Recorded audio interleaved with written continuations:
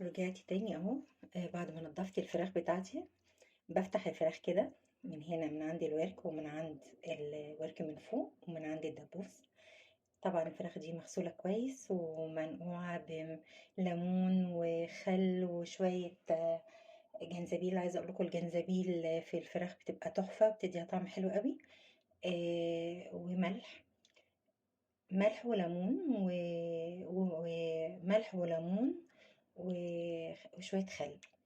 بغسلهم كويس قوي واسيبهم شويه كده في الحاجات دي، واشطفهم وابتدي بقى احط فيهم التتبيله الحلوه بتاعتي دي. ان شاء الله هقول لكم يعني مكوناتها ايه. عايزه اقول لكم الفراخ دي لو انتوا عاملينها عازمين حد، يعني فعلا هتشرفكم في العزومه. والورك اعملوه كده زي ما انا عاملاه كده، الفتحات دي علشان تخش جوه في الانسجه بتاعته، تديله طعم حلو قوي، ومن بره ومن برده من الناحيه دي. ويسيبوها، متبلة يعني. انتوا عندكم مثلا لو عازمين حد او حتى ليكم، وضبوها من بالليل وحطوها في التتبيلة دي. يعني انا مثلا مش هعملها النهاردة، انا هعملها بكرة، هبيتها في التتبيلة دي زي ما هي كده، هغطيها واحطها في التلاجة. اجي اعملها بقى ان شاء الله. عايزة اقول لكم الطعم رائع رائع، هتشرفكم قدام اي حد، قدام يعني اللي بتعملها لزوجها، يعني زوجها هيتبسط قوي من طعم الفراخ، ولادها برضو.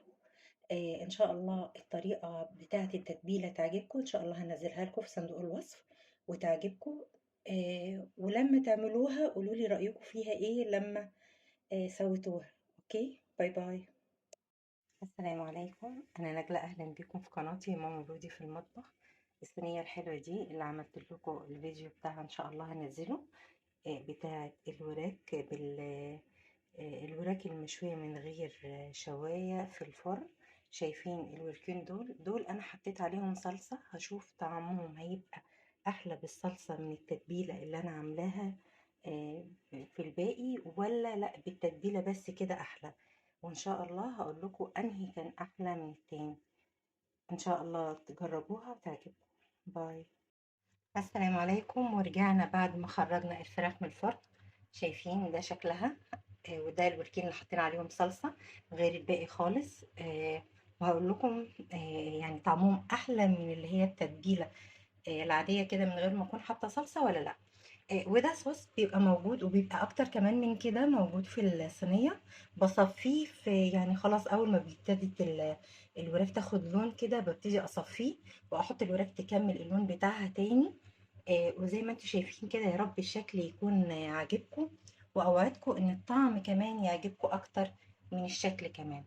آه وبألف هنا وشفا، وتجربوها وتقولوا لي رأيكم ايه في التتبيلة، وهنزلها ان شاء الله على القناة. باي باي.